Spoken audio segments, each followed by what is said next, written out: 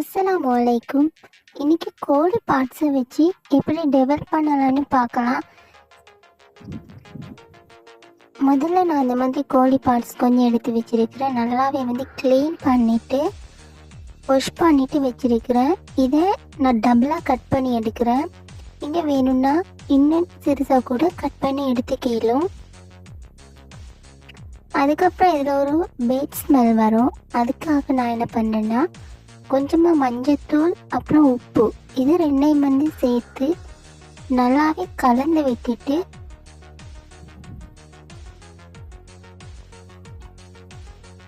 இது ஒரு 5 மினிட்ஸ் மூடி வச்சுக்கலாம்.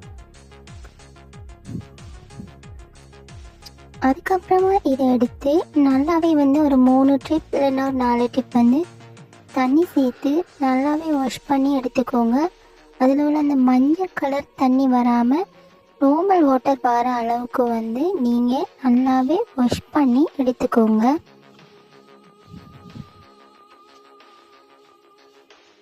இப்போது கடாயை அடுப்பில் வச்சு கொஞ்சமாக ஆயில் சேர்த்துட்டு இது நாம் அடுப்பில் சேர்த்துக்க போகிறோம்.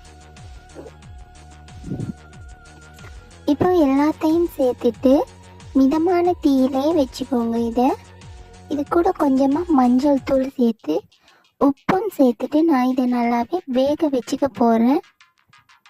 இதை லைட்டாக இந்த மாதிரி வேக வச்சா தான் டேஸ்டியாக இருக்கும்.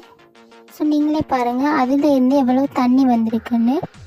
இந்த தண்ணி கொஞ்சம் கொஞ்சமாக வற்றி வரணும். இதை மூடி போட்டுட்டு இடையிடையாக நீங்கள் கலந்து விட்டுக்கோங்க. இப்போ அதை வேற எடுத்து வச்சுட்டு வேற ஒரு கடாய் வச்சு இதில் 3 டேபிள் ஸ்பூன் ஆயில் சேர்த்துக்கிறேன். இந்த ஆயில் நல்லாவே சூடான பிறகு இதில் இந்த பார்ட்ஸ் எல்லாத்தையும் வேக வச்ச பார்ட்ஸ் எல்லாத்தையும் இதில் சேர்த்து நல்லாவே பொரிய விட்டுக்கலாம்.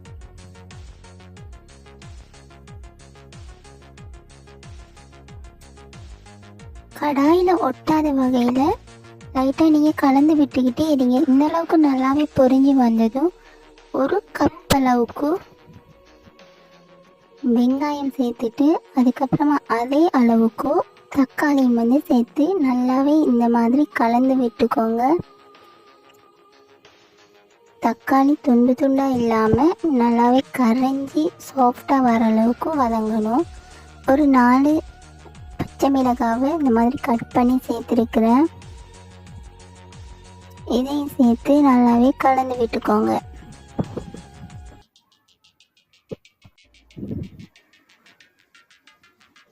இந்த அளவுக்கு நல்லாவே வெந்து வந்துடும்.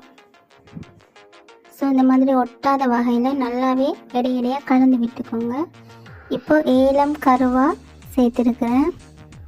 அதுக்கப்புறமா கருவேப்பிலை ரம்ப இலை இதையும் சேர்த்து நல்லாவே கலந்து விட்டுக்கோங்க. கலந்து இந்த அளவுக்கு நல்லாவே கிரேவியாக வந்ததும்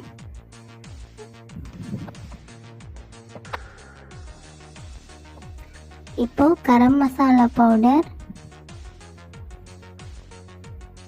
மிளகாய்த்தூள்,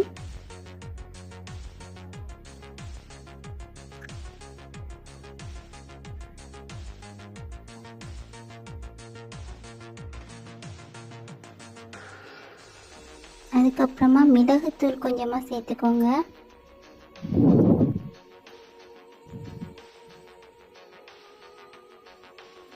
உப்பு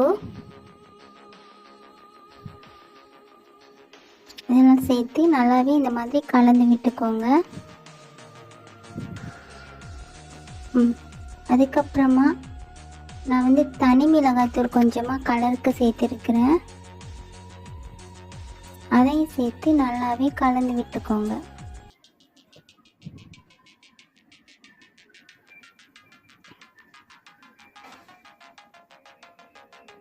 இப்போது நான் நேரத்தில் நாம் செஞ்சு எடுத்துகிற அந்த தண்ணி கொஞ்சம் மீதமாக இருக்குது.